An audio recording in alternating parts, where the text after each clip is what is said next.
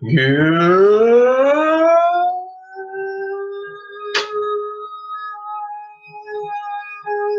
evening, Sports Zonians. How's everybody doing out there tonight? I am Mike Aglialoro. I am your host for this is Sports Zone.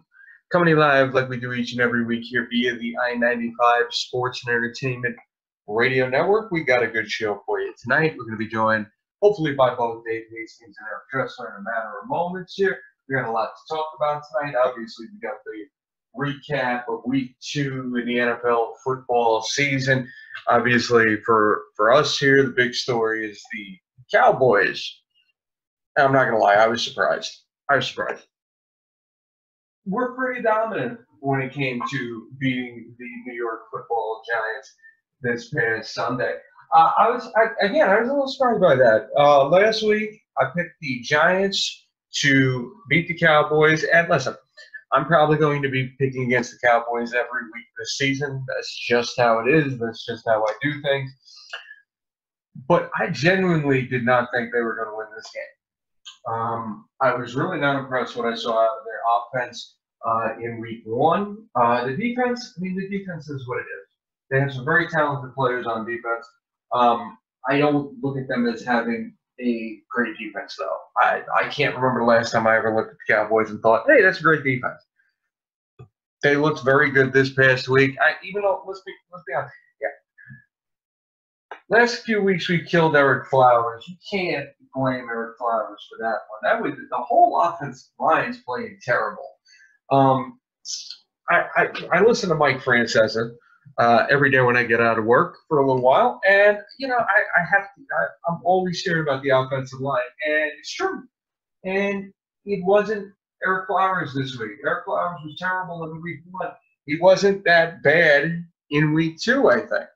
But with that, we are going to bring Dave Hastings on board. Dave, how you doing tonight? Dave, you there? Hey, Mike. What's going on, bud? Not much, man. How are you? I'm doing good, my man. How about yourself? Not too bad. So I was doing a little intro before you came on. I kind of wanted to wait for Eric to come on, but you want to get it right into the Cowboys Giants, or you want to say a couple other things that stood out to you this past week in the NFL?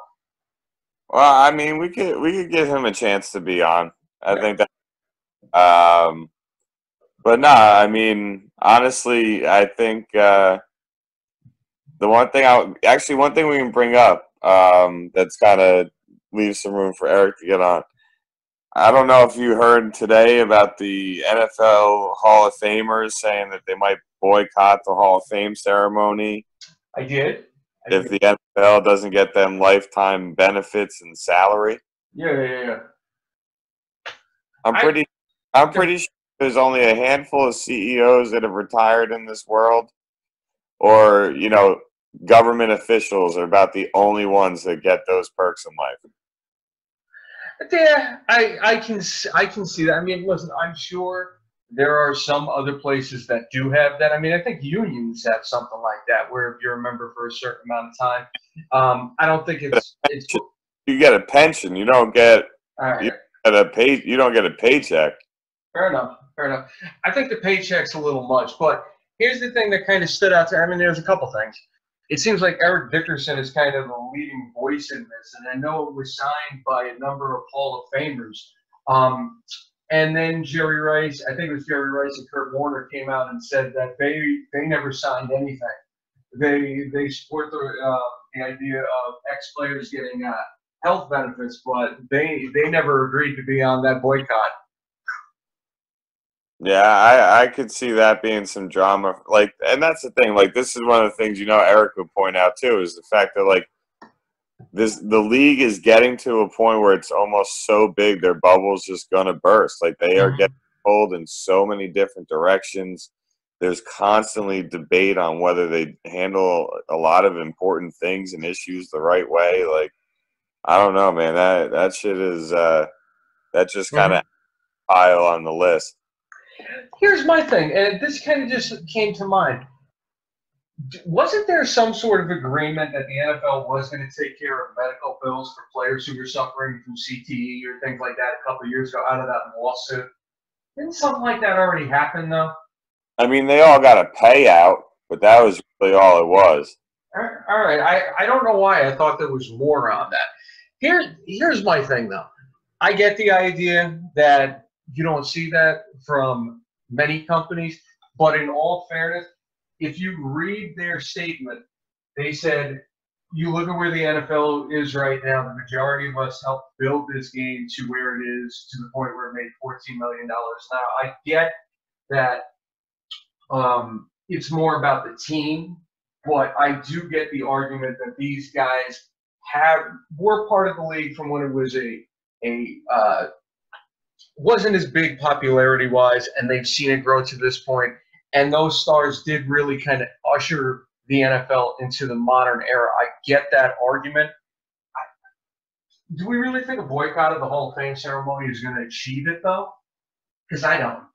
No, because not enough people care, and the guys that it's all about the guys that are getting inducted anyway. Yeah. I mean, guys that are going to go there that don't agree with it, and, you know, like I said, it's just another thing, you know what I mean? Like, it's just another thing for the league where you're just like, I don't know if it's just the major effect of social media now or what, but it is just, oh my God, it's just nonstop with this. Mm-hmm. Yeah, absolutely. Here's another thing. I want to talk about the Josh Gordon situation, because here's my thing. They said he didn't have a relapse. So what was it? I mean, Cleveland basically held out for Josh Gordon for 4 years. How do you lose faith in or thinking about releasing him that quickly? He's only been back on your active roster for not even 2 weeks.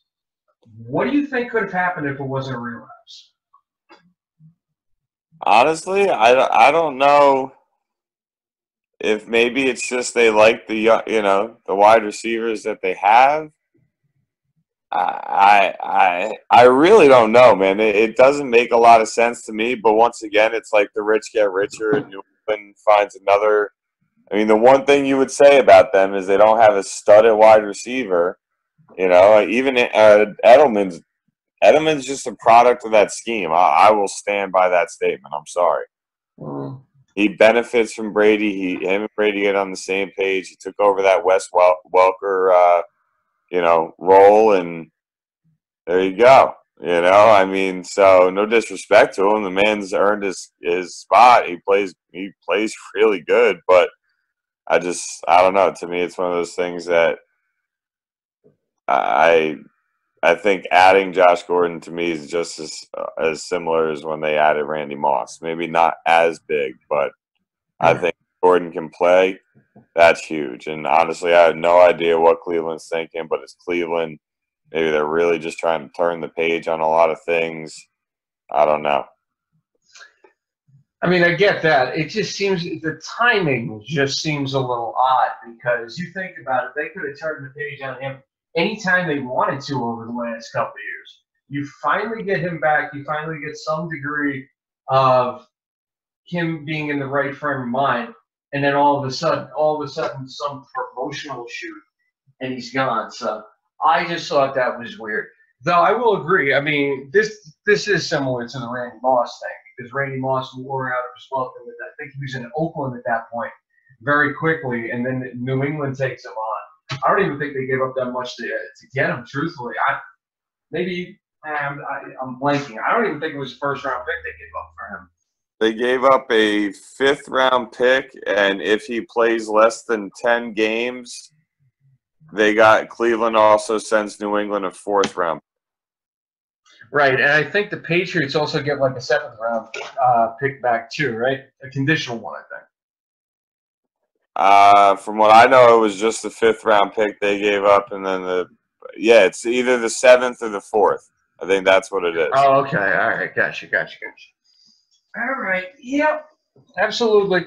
All right. Well, let's go around the NFL a little bit. Let's talk about some of the other things that stood out first. We have another tie second week in a row we have a tie ball game between the Packers and the Vikings. How about that?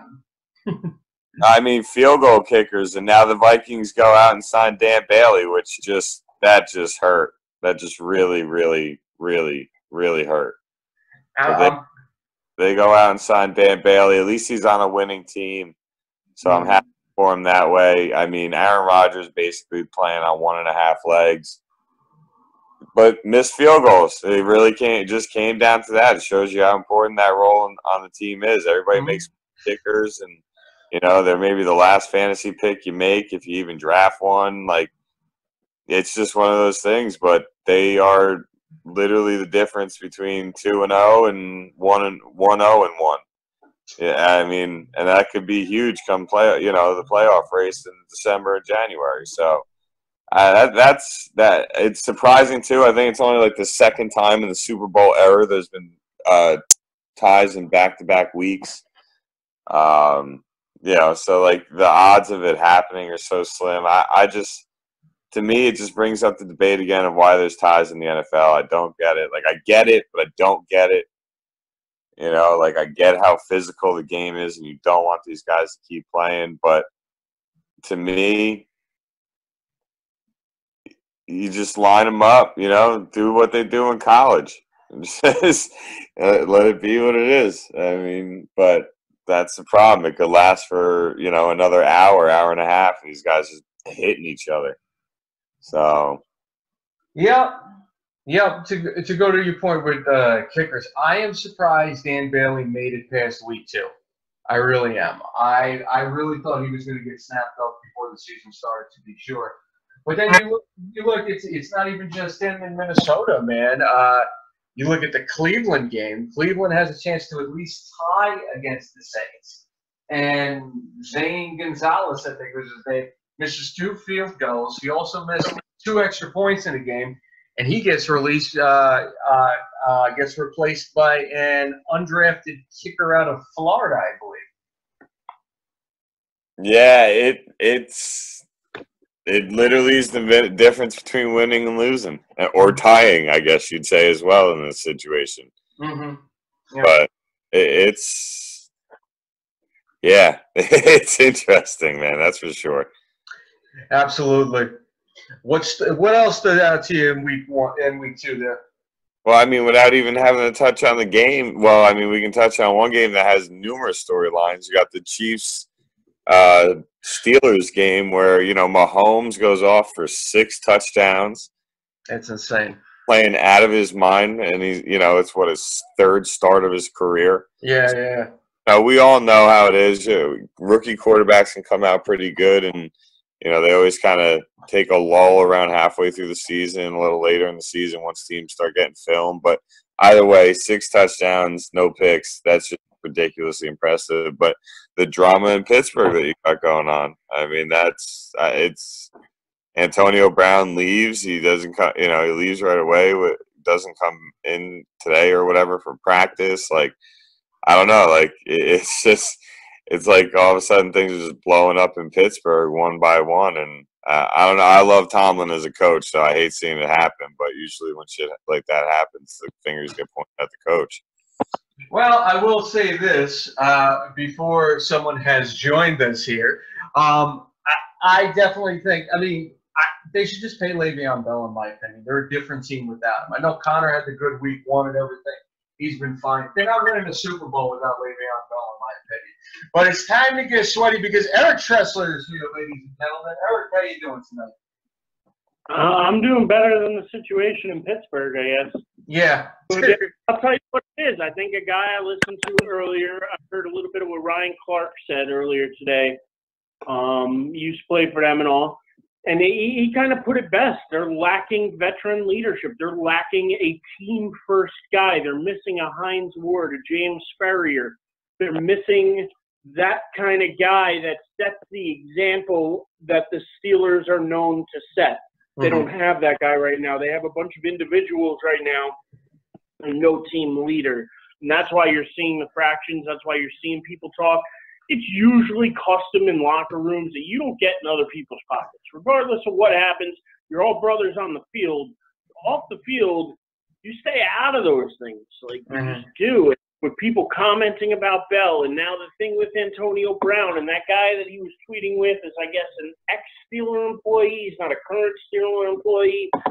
But it's still all just a bad optive. It just shows a lack of leadership. It shows a lack of discipline. And I think you're right when you say that Tomlin could be on the hot seat because of it, and I think he should be. You've got to get somebody in there you trust that could be a leader for that team, and right now they don't have that guy. Absolutely.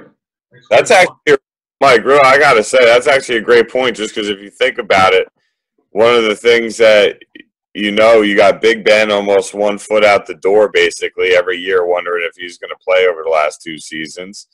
And then, Le'Veon holding out for his contract with the O-line. Yeah, like, there are a lot of things that where there's no real, somebody to take control of the team and say, hey, we're all in this together, because at this point in time, it really is kind of every man's for himself. Absolutely. I agree with both of you guys on that. You don't even have a James Harrison there anymore, or Ryan Shazier at some point. I felt like he was becoming the leader on at least the defense. But, yeah, I'll say this.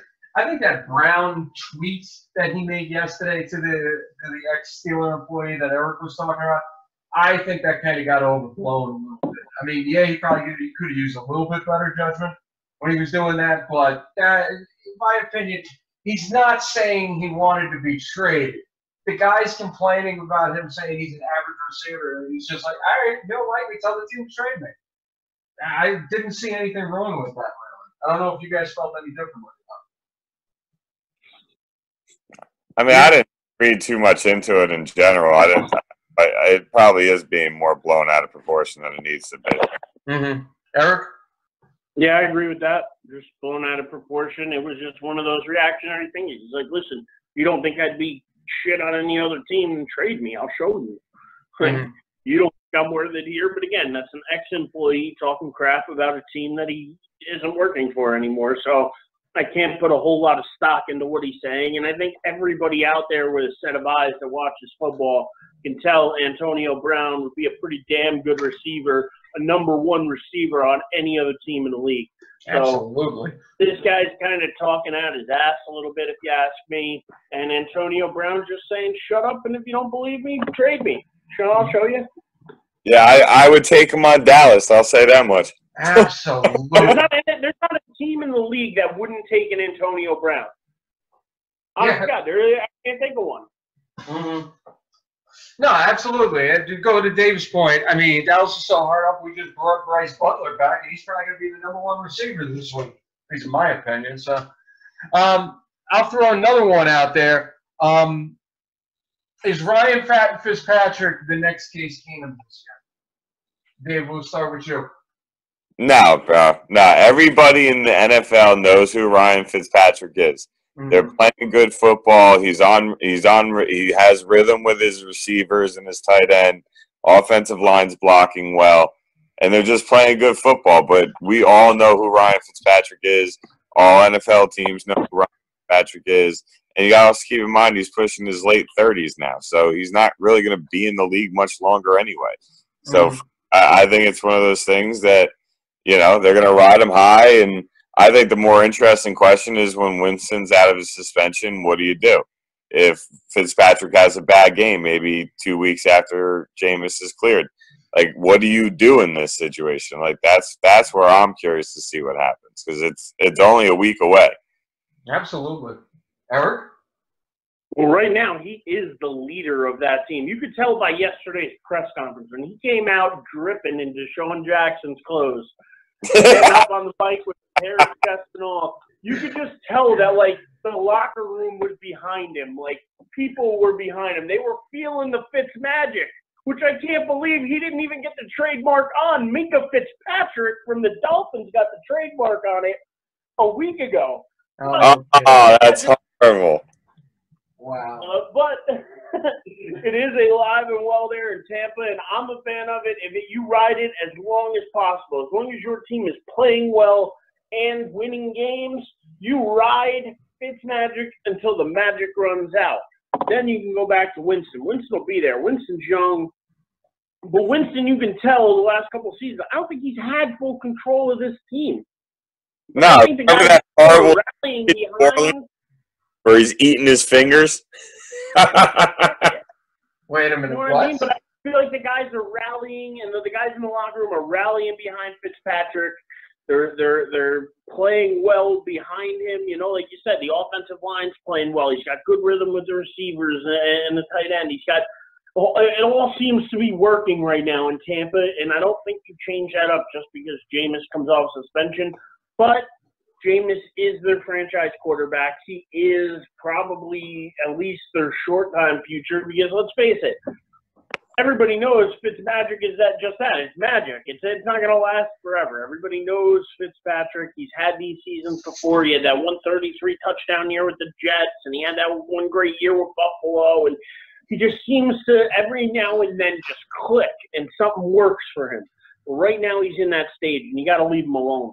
Let him do his thing. Let the team have fun, because that's part of it too. If the team's having fun, let them go with it. If they're winning and having fun, that's what football's about. That's what you want your locker room to be. And I don't think you mess that up by benching him just because Jameis came back off a suspension. I totally agree with both of you guys on that. Dave, we were talking about it last week. You're definitely going to ride the hot hand here. Eric, I thought that was a great point about the locker room leader and everything. He comes out looking like a cross between Conor McGregor and Tom Bambino, and you guys don't know who that last one is, but it's okay. But anyway, he comes out looking like that, and he just looks like the most relaxed guy in the room, and he's earned it at this point. And Eric, like he said, definitely got the whole locker room behind him, and you have to ride this as much as possible. For everything that Winston did off the field, it's pretty obvious, at least at this moment, I don't think the Buccaneers have faith in him. And I think they were hoping something like this could happen. It's not that they want to get rid of him. I think at the very least, they want something to wake him up and get him to grow up a little bit. If something like this can help him out down the road, Dave, like you said, give him a few weeks. When Fitzpatrick starts to kind of flame out, hope you can go back to Winston and he finally has his stuff together, because he looked like he was finally starting to take that next step a couple of years ago. And then last season, he kind of bottomed out. So I think the real question is as simple as this. If this week Fitzpatrick, let's say, is the reason they lose, and they lose like by a couple of scores, let's say he throws a couple picks, maybe loses a fumble, whatever, but he just plays a really bad game and they lose really bad. Are you benching him for Winston in week 4, or are you going to keep him in that starting role and say, hey, it's just one bad game, we'll go by? Eric, I'll let you go, but I'm going to go first. I think he at this point he's earned one bad game, and they got the Steelers this week. I don't think he's having a bad game this week, but if he does, you let him play that Bears game in week 4, another bad game, then you go back to Winston in week 5. Eric? I don't know, because it depends on how they lose. If they lose in a shootout and he throws 5 touchdowns, I can't see benching him. Like they lose by a couple scores bad because of him. Well, I mean, yeah, of course, anybody could see that. But I think the more interesting point would be if they somehow were losing these games, but yet he's still playing well. At that point, do you bench him? That's a good point. Dave, go ahead. Yeah, if he's playing well, I'm keeping him in. If we're not losing because of him, he's playing. It's that simple to me. I would in that scenario, I would at least give him the 2 weeks. If they lose 2 straight games and he's playing well, I would think about it. I might give him a 3rd game, but if they lose that 3rd game, I'd still make the change. That's just me, though. I don't know. Eric, before we talk about the game that I know everybody wants us to talk about, do you have anything else that stood out to you in week 2? Not necessarily week 2, but week 3 of the college football season. Saw some interesting games. As I always like to point that out.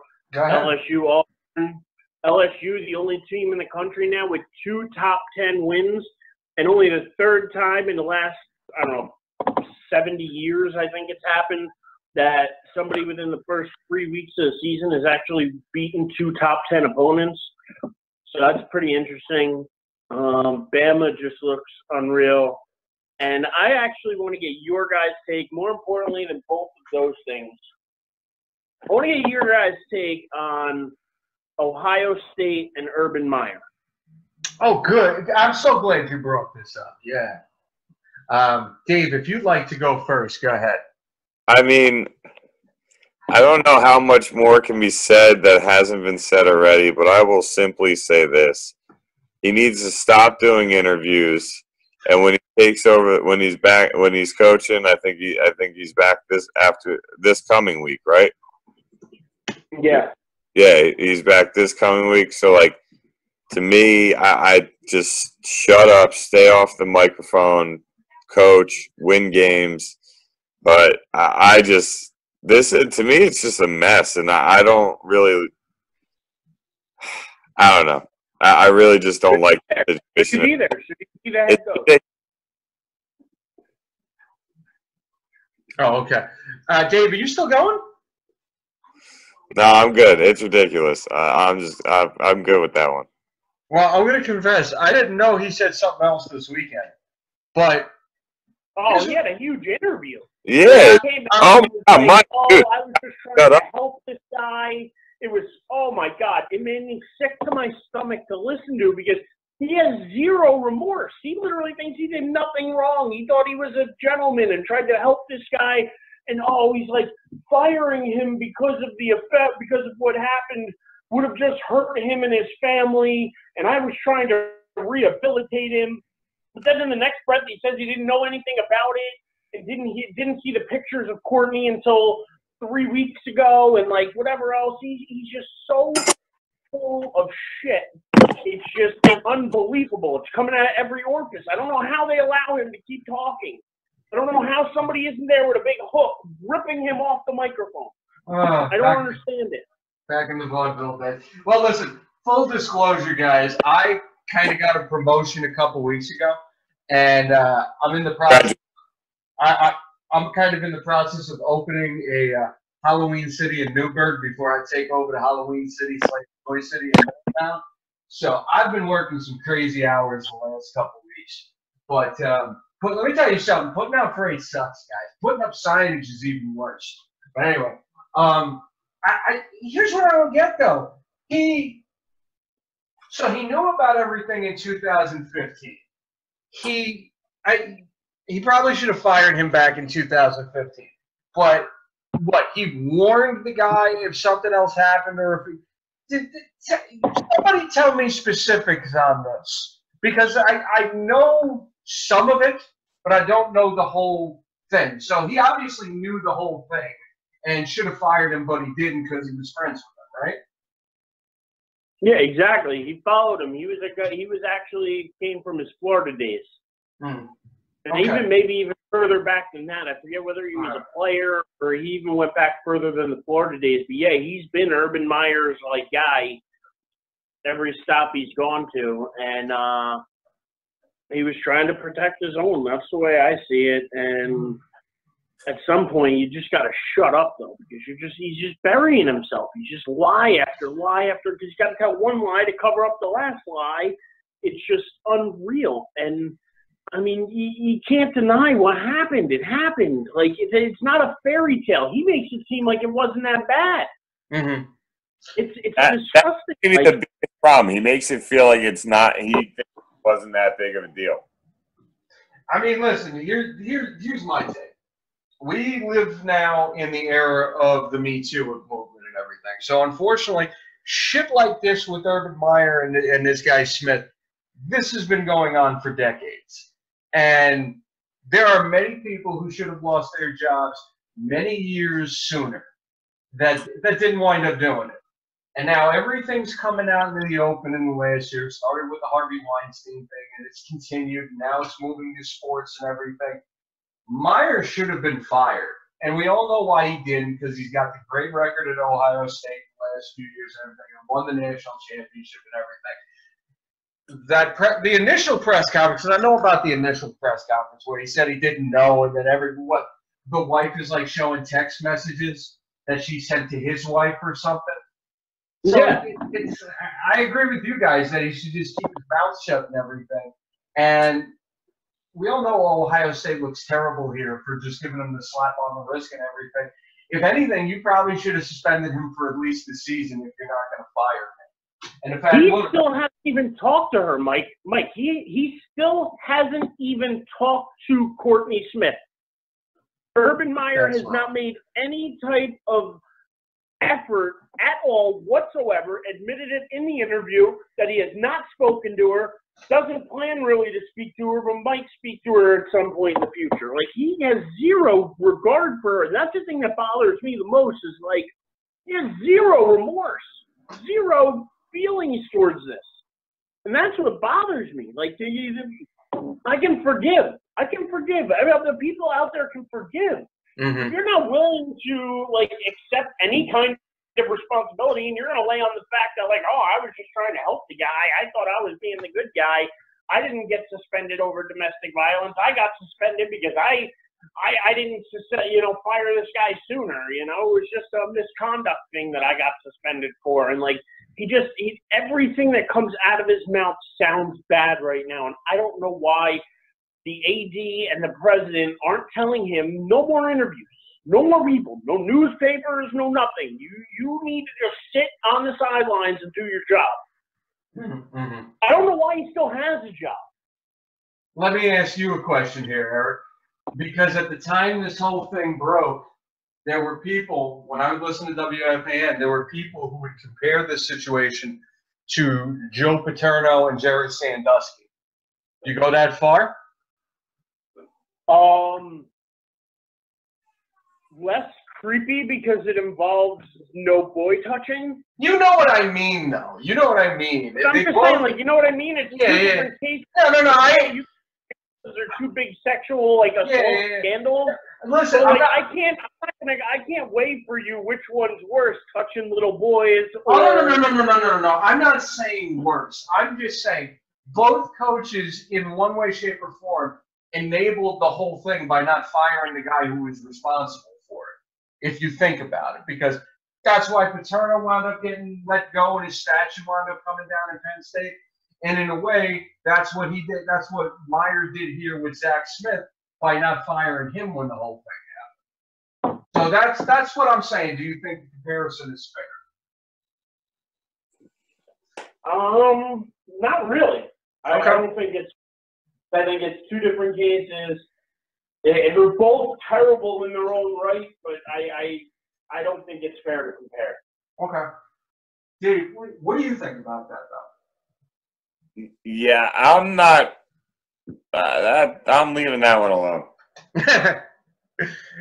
And for the record, obviously the Sandusky thing is worse. I'm not trying to say that it's not worse. I'm just saying there are parallels in terms of two guys who enabled guys who were doing things wrong, sexual predators, if you want to call them that. They enabled both of them. They basically let things slide because the guys helped them win. That's the only comparison I was making. Obviously, the Sandusky stuff is worse. Would never try to say that if that wasn't worse. But anyway. All right, let's get off this depressing stuff. Good. Any final thoughts, or can we move on? Did I just kill this conversation? I'm sorry.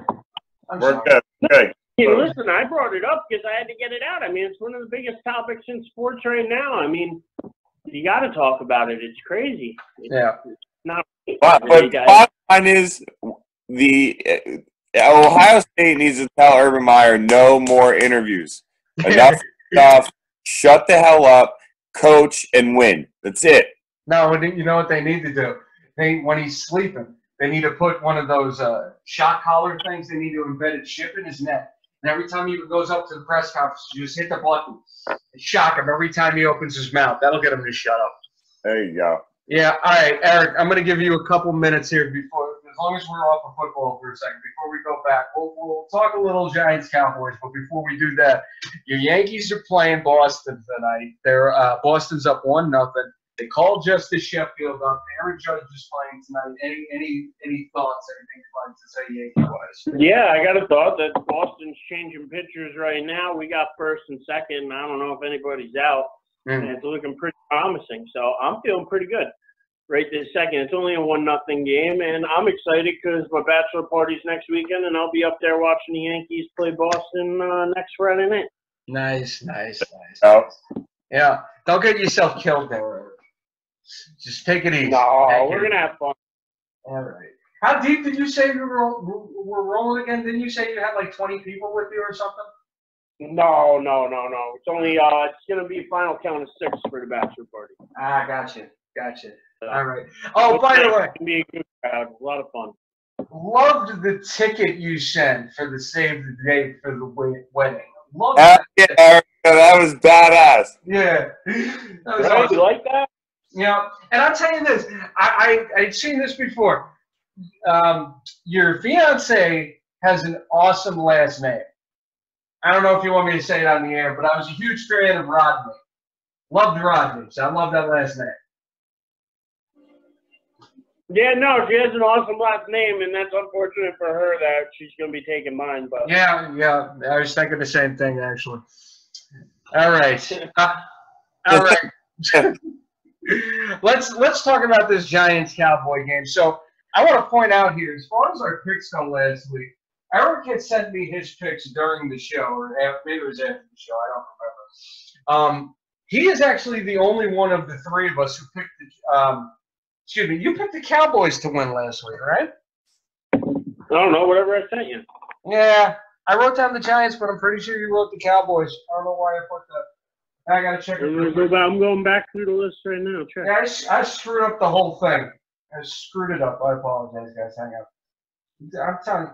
Oh no, you did pick Giants. You did pick Giants. All right. Yeah, Giants. All right. Giants So Packers last week. yeah. Okay. So we all picked the Giants to win. So obviously, Dave, I know we were both surprised that the Cowboys came out like that. Landon Collins had made a comment last week. Something to the effect that Prescott can't throw in the air, and then one of the first plays of the game throws a 60-yard bomb to Tavon Austin. The defensive line pretty much had their way with the Giants' offensive line, and we've been ripping Eric Flowers pretty hard the last few weeks. Eric, you can't blame Eric Flowers for that one. He sucks. He blame him sucks. every.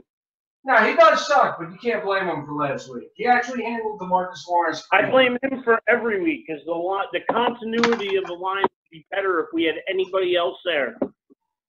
The guys are always constantly thinking about who he's not going to pick up and who they're going to have to try and double team, and it throws everything off. He's unreliable. He's terrible. And I don't see a way that the Giants offense can really get going until the front office finally gives up on them. I really don't because, I mean, it's just a struggle to get anything moving offensively. There's no continuity. Yeah. And then what? You lost your center for the season. Jalapeno? Alopecia. I'm pretty sure that's not how you pronounce that. Jalapaya. Yeah. Okay. Halitosis. There you go. Dave, you got anything you want to chime in? I mean, look, Dallas's defense looked really good for the second week in a row for the most part. If I'm the Giants, I think they got to figure out more ways to get Saquon the ball. You know, even if it is just getting 1 or 2 yard gains. I don't know. I just feel like they got to commit more to that. But my favorite part of the game is the Jalen Smith hit on Eli and the Eli face that came from it, because that was the most priceless Eli face I've ever seen. And that hit was just something that was tenacious. But that's the thing, though, is Eli gets hit and he just keeps going. That's the thing as a Giants fan that I've always come to love. He gets that stupid grin on his face. He gets some weird look, but he's always in the game. It doesn't matter how hard he gets hit. And that's what I can appreciate about the guy. So, I mean, it wasn't his best night last night, but I don't blame it all on the O-line. And, I mean, listen, Dallas, you know, I've been telling you guys, I think Dak Prescott's your guy for the future. You know, I think that, you know, you guys are all right. I think you guys lack receivers. And I'm kind of still wondering why you even sign a guy like Allen Hurns if you're just never going to throw him the ball or use him or really do much with him. Like, he's been pretty non-existent, if I'm not mistaken, the first 2 weeks. No, you're right on that. He only had one catch for 9 yards. I think they only looked his way twice. So you're right on that. I don't get why they don't use Prescott more in the run game. Like, it's mind-blowing to me. I mean, you don't want to get him hurt. It's too much of a liability. He's worth more to you behind the line of scrimmage than he is getting first downs with his legs. You need him on third down scrambles and other things like that where he can get mobile, get you the extra first down that you need to keep a drive alive. You don't want to involve him too much because you're just risking injury and for no reason. Especially if he's a guy that could be your future. Why risk it? I'm just saying, 4 or 5 carries a game. I don't think that's too much. No, but isn't that what he gets normally anyway? Like, at least because of scrambles and whatnot. Well, for the record, this week 7 rushes, 45 yards, 6.4 average rush. So. More designated little, or I don't know, dude. Just some of that Mississippi State stuff. Just give it to him. Oh, but sorry to interrupt, but 3-1 Yanks, in case anyone was interested. 3-run homer. Nice. Who hit the homer? Who hit the homer? Who hit the homer? Yeah. It looks like Neil Walker. Oh, no kidding. Neil Walker. Yeah. Great. That's just great. All right. Let's get off of that. Bring up bad. I don't even want to think about it. All right. Anyway. Back to the Cowboys and Giants. Yeah. Cowboys look like the better team. They deserve the win.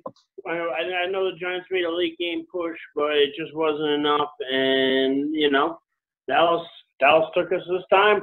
I think it's going to take the Giants a few more weeks to get the line right, or at least get everybody compensating for Flowers appropriately, and I'm hopeful for the second half of the Giants season. So I'm just curious here because here's the thing. I've never disputed that Flowers is terrible. I've never disputed that. Soldier hasn't played well. The kid Will Hernandez does not look anything like the player everybody kind of hyped him up to be. And you're saying it's all because they think they have to overcompensate for Flowers? I'm saying he's a big reason. Okay. I'm saying that the continuity on the line is the reason, and I think Flowers is a big part of that. I think he is a black cloud hanging over this offense. He's the black sheep of the offense. Say that again, Dave. He's the black sheep of the offense. He is, but he's like a terrible black sheep who's just not very good. Like, he's not a good sheep. Like, he's like a sheep that wanders away and gets lost, and you gotta just constantly helping this poor black sheep. Like, yeah, just not a fan. Gotta go. Skin him, cut him up. Yeah, listen, I'm not little Bo Peep here. You better perform. We're not dancing around singing songs. We're performing. Let's go. Nice. Beautiful. Yeah. All right. See, it sucks for me. I hear the phrase "black sheep." I think of the movie with Chris Farley, and I like that movie. So let's not give that to Eric Flowers. Flowers probably deserves worse. But anyway. All right. Let's talk our picks for this week. Let's go to our picks. Unless anybody has anything else to say from week 2. Anybody got anything else from week 2? I think the Saints got some work on. I'll say that much. All right. I think you guys already talked about it, but Mahomes going off. I mean, he's looking pretty good. And something just doesn't seem right still with Deshaun Watson. Something doesn't seem right with Deshaun Watson. I can see that. I can definitely see that. Now, I'll say that, going back to the Mahomes thing, I think we all thought the Chiefs were going to take some sort of step back. Dude, they ain't taking a step back this year. It doesn't look like it. They with this team they got right now, they got a chance to have superseded the Steelers as at the very least the second best team in the AFC right now. And have we not talked about Jacksonville and the Patriots? Maybe you guys talked about before I got on, but We did not. I mean, another huge game that Jacksonville actually went in and beat up on the Patriots. They pretty much dominated that whole game. Yeah, they basically owned that game from kickoff, and I mean, Brady getting mad at halftime. I always just laugh. You know, people get all like get on Dez because he go nuts on the sideline. And you see Brady doing it, nobody even bats a freaking eye. I'm sorry, I just had to point that out real quick. But I'm sorry, yo, I'm all in with this whole Jacksonville thing. I am cool with them being a good team. It's fun. They've been so like it's like the Browns. Like you kind of get happy for them, you know. Like with the Jets, you kind of want to see them have that franchise quarterback. I mean, I don't know. I don't know. I'm with it. I'm all with it, especially when they're beating up on New England. That just is like adding whipped cream to a good ice cream sundae. Yeah, and Bortles going off for 377 yards and 4 touchdowns, man.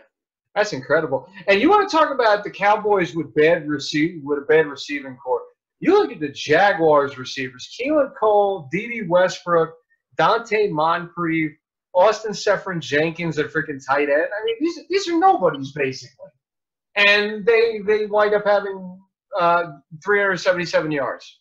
So it can be done. I don't know if you saw Cole's catch, but Cole's catch was pretty nice. Yeah, it was.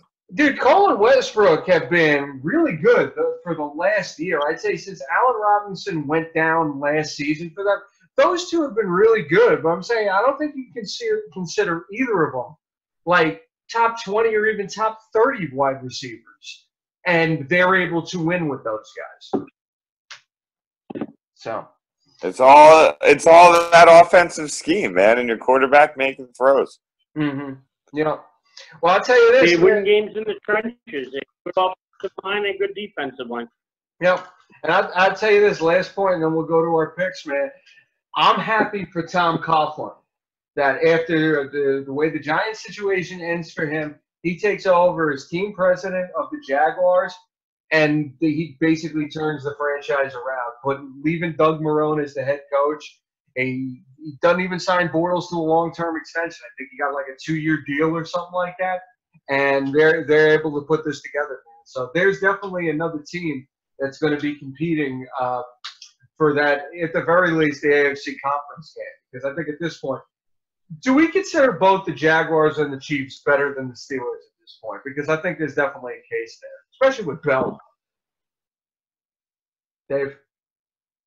I think that's kind of fair to say. I mean, Pittsburgh and Kansas City, I think, are a little closer, but Jacksonville with that defense, that's just something else. And without Le'Veon Bell, I mean, now if we put Le'Veon Bell in Pittsburgh, then we're having a different conversation. But I can agree with that. Without Le'Veon Bell and being able to control the clock a little bit more, without being able to, give that defense some rest, like things along those lines, they're just not going to be as good as they can be. Eric? I mean, Kansas City put up a lot of points, but so did Ben Roethlisberger and the Steelers. So I don't know how much having Le'Veon Bell there is really hurting them offensively or defensively, but I would say as of right now, week 3. Yes, but I would put a little asterisk there and say, see me at the end of the season and see if these results change. Because the Steelers now and playoff Steelers could be two different teams. So, and I don't think any of us think that the Steelers aren't going to make the playoffs. So, no, that's true. I think that they'll get things figured out, and we may be having a different conversation come December. Here's the last point I'll make is we all know the Steelers can't beat the Patriots. The Jaguars had their chances to beat them in that AFC conference game. I think they probably played them tougher in the playoffs than the Steelers have at times. And then they win this game in week 2. So that's what I would put in the Jaguars' corner there. That's all. Even though, Eric, I agree with your point. There's an asterisk there for right now because it is only week 2. So let's go to our picks here. So Eric goes 2-0-1 last week, and me and Dave, or excuse me, 1-1-1 last week. I got my stuff wrong here. Screwing up everything tonight. I apologize, guys. All right. So Eric went 1-1-1. Me and Dave both went 1-1-1. Me and Dave are 3-2-1 on the season. Eric is 2-3-1 on the season. And the 3 games we are picking tonight, we will start with the Thursday night game. We haven't even talked about the Jets yet this season. With Sam Darnold, the quarterback, going into Cleveland to take on the Cleveland Browns, who came within a field goal of possibly their first win in almost 2 years. Let's start with Eric here. Eric, who you got? Cleveland getting their first win in almost 2 years. Absolutely. I'm going to agree with Eric on that one. I have Cleveland as well. Darnold's been good at times. He's gotten sacked like 5 or 6 times already in the season. He's got like 3 interceptions. He had that big one in the end zone last week. I think the Jets definitely have something at quarterback with him there, but there's going to be some growing pains. And, yeah, one of them is going to be giving the Browns their first win in almost 2 years. Dave, what do you say? We're making it a clean sweep. I actually think Cleveland's going to get their first win against the Jets as well. And Taylor has experience against that defense, so that should also come to play. Help with Jarvis Landry. So I think that they'll be able to use to their benefit on a short week. Yep. Yeah, I agree with that.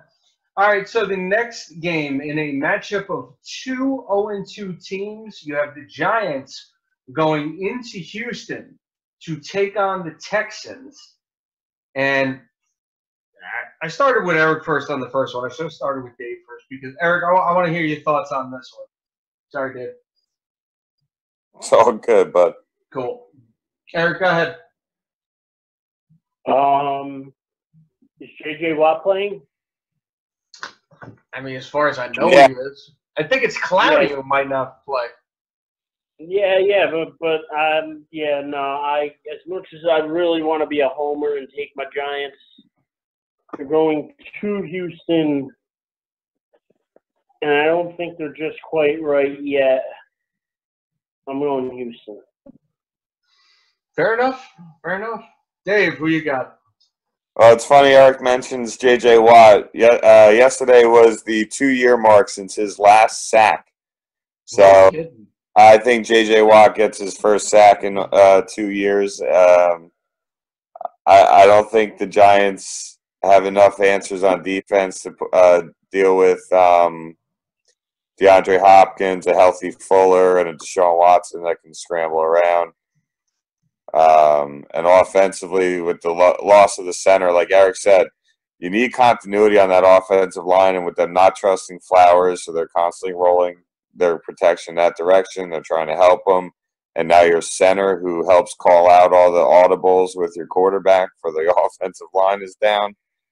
That really spells some bad looks. But, I mean, hey, you never know. Teams step up in bad circumstances sometimes. But I don't think I got to go with Houston on this one.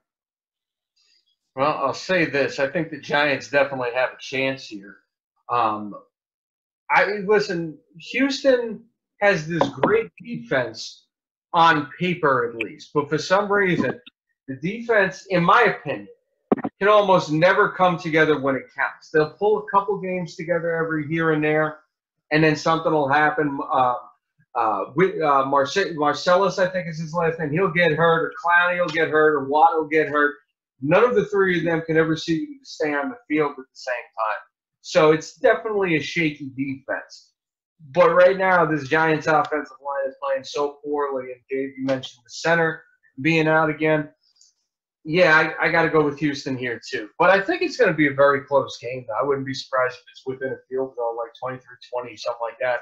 I think the Giants offense will look a little better this week than it has the last 2 weeks. So, and the last game, battle 1-1 teams. I think it's 1-1. Dallas going into Seattle to take on the Seahawks. And Dave, who you got? Well, I mean, it's really this simple to beat Seattle at this point. Can you hit Russell Wilson enough times? Can you get him to make a mistake or force, get a fumble or force a turnover? Doug Baldwin's probably not playing, I don't think. Seattle's defense is hit and miss, but they will, they're missing their 2 top linebackers this past week. So they get both of them back this week, so that should definitely make them a lot better against the run. Dallas's offense, if they can this one's a rough game for me to pick. I don't think I picked Dallas week 1, they lost. I picked Dallas, the Giants week 2, they won. So yeah, I'm going to take Dallas. I think Dallas can pull this win off on the road. All right. And Seattle is 0-2 right now. I apologize for the wrong record there. Eric, who you got? Picking Dallas. I think that they're going to start getting things figured out, and I just don't think the Seahawks are playing well right now. Again, another team where I just don't trust it. I don't think they have the right chemistry this year. I don't think it's their year, and I think this is one the Cowboys can steal on the road. So I'm going to take the Cowboys. So we know in the past I have picked against the Cowboys in the hopes that the Cowboys will win the game. And I see no reason not to do the same thing this week. So I'm going to pick Seattle. I mean, listen, they're one of the only teams in the NFL who could say they might have a worse offensive line situation than the New York Giants. I think they have a good defense, though. And as much as the Cowboys' offensive line held pretty strong last week, I need to see a few more weeks out of them before I can get behind this offensive line without Travis Fredericks, because that still worries me, not having them. To me, that is the biggest loss on this team right now. It's not Des Bryant. It's not Jason Witten. It's not Dan Bailey. It's not having Travis Fredericks. That's my thing. And until I see that offensive line capable of maybe not being the same, but at least in the same ballpark as the offensive line we've seen the last couple of years, I don't trust it. So I'm going to pick Seattle, and if I'm wrong, hey, good for me. All right, so those are our picks. Couple minutes left here. Any final words, anything else anybody else would like to bring up here? Dave, Eric.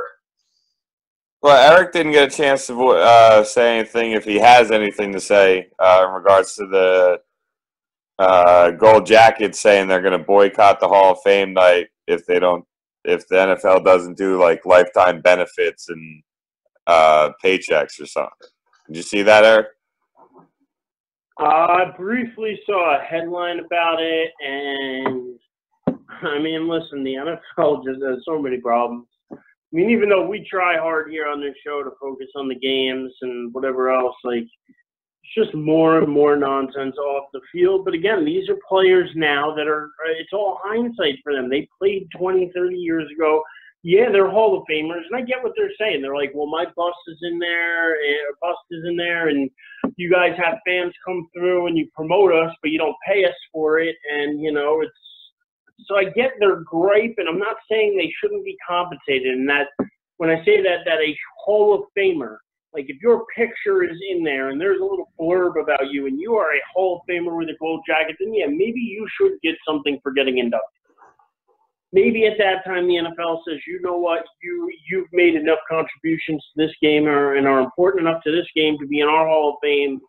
And for that, you get, say, health benefits and, some kind of money. It doesn't have to be yearly. Maybe it could just be one lump sum, maybe $250,000 each or something, just something to help them out, because I believe the older players when they say they didn't make the money that today's players made.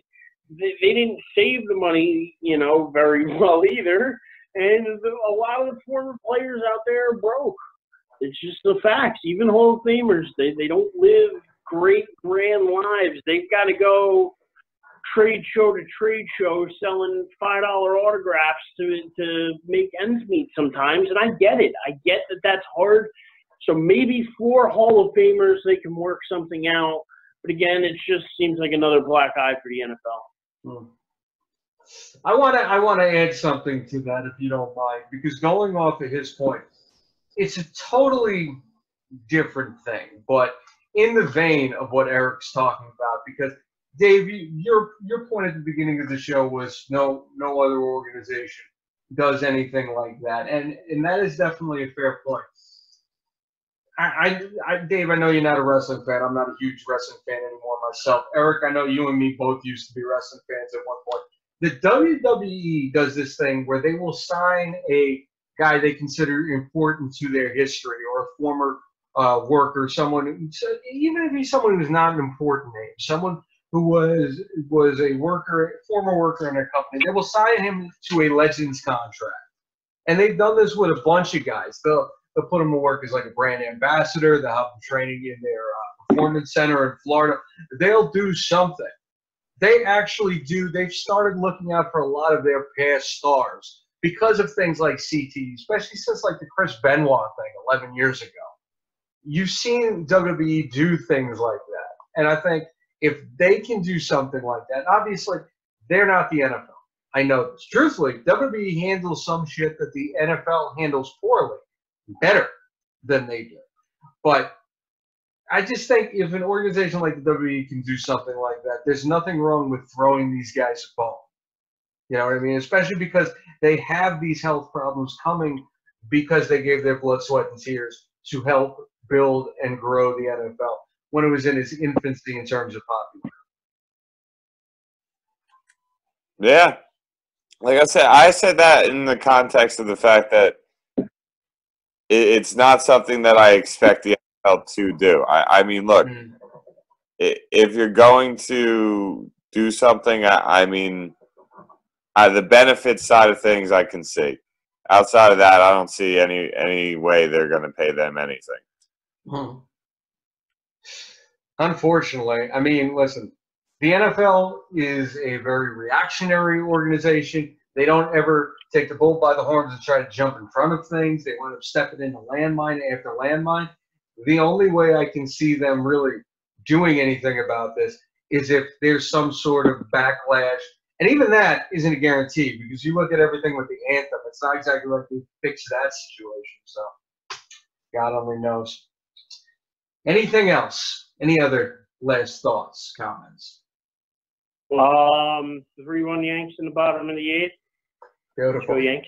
I have one, actually. Let's spend 2 minutes on this. Okay, Dave, you were a Sons of Anarchy fan, right? Say again? You were a Sons of Anarchy fan, yes? Yes. Okay. Eric, you ever get into Sons of Anarchy? Yeah, very good show. I don't know how I feel about the Mayans. That's where I was going with this. Has anybody checked out this Mayans MC?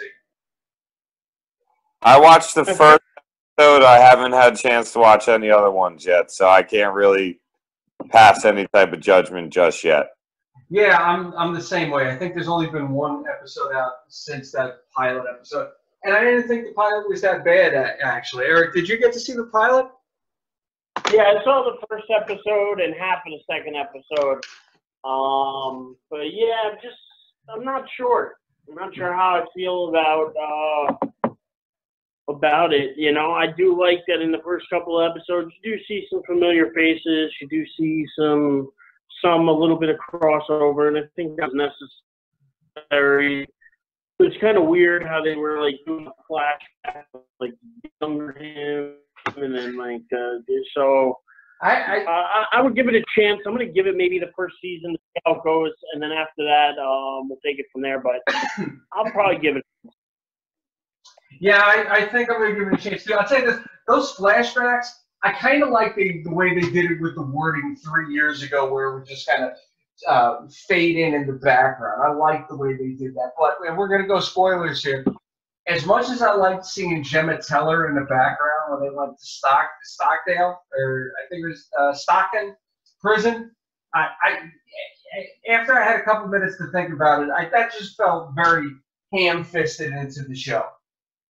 What did you guys think? Well, it is, and it's because they want to make sure that everybody knows it's in the same world and kind of going on in conjunction with what was going on over there, and they want to kind of set that up because, you know, people that, you know, Sons of Anarchy's been off the air for, what, like 2 years now, maybe more? Yeah, but to me, and I'm sorry to cut you off, I felt like, listen, I want to see Tibbs show up. I want to see Chib show up. Let me see those guys. The Gemma thing, I mean, listen, it was cool seeing Gemma in there, but, I mean, it felt a little cheap. That's all. Dave? Well, I mean, like you said, something I think you want to do to, like, the little things that connect the two worlds, and Yeah. you know, the Mayans and the Suns obviously were constantly, you know, the two crews that were in the show. So you got to have some connection with them, but at the same time, I wasn't in a rush for it. I have no issue if it's its own show. Yeah. But, you know, at any time you want to drop a cameo of her, I'm all right with it. Mm. I tell you this last thought, and then we can get out of here. I liked the kid who's the main character. I think his name is JD. I liked him. I think he was pretty good. I could kind of at least get behind the first season of the show with him. If you guys like that show, do you watch the show Animal Kingdom? No. You should give that one a chance. It's on I think it's on TNT. Or it's either on TNT or USA, but it's very good and in the same type of vein of a Sons of Anarchy, or like, you know, pretty much about a family who's, you know, a bunch of hooligans. So it's really good. Draws you in. It's, you know, a couple seasons in now. I think 3 or 4 seasons in. It's worth watching. I would say it's definitely worth watching. It's pretty badass. I am so backed up on like TV shows that I have not gotten caught up on. I haven't seen Glow season 2. I haven't seen Iron Fist season 2. I stopped midway through Cloak and Dagger. I got like 3 or 4 other shows that I want to watch, but I just have not been able to get back into. So, Dave? I watched one episode left of Iron Fist season 2. Still the worst Marvel Netflix show, but they did a better job this season than they did with the first one. That seems to be the general consensus, is that it's still not great, but it's better. That's what I've heard. Still the worst out of all of them. Jessica Jones. Can you believe it? I don't watch any of those Marvel shows. I don't watch any of the Netflix Marvel stuff. Hey. You would like Marvel Daredevil. I don't know how you'd feel about the rest of them, but Daredevil I think you'd like. Nah, he'd like that, but he'd like Punisher. Punisher was great. Yeah, that's true. Yeah. You would absolutely, like, honestly, you can watch Punisher, and you don't need to have watched any of it. Like, honestly, watching Daredevil, the first few episodes of season 2 helps if you're going to watch Punisher, but you don't.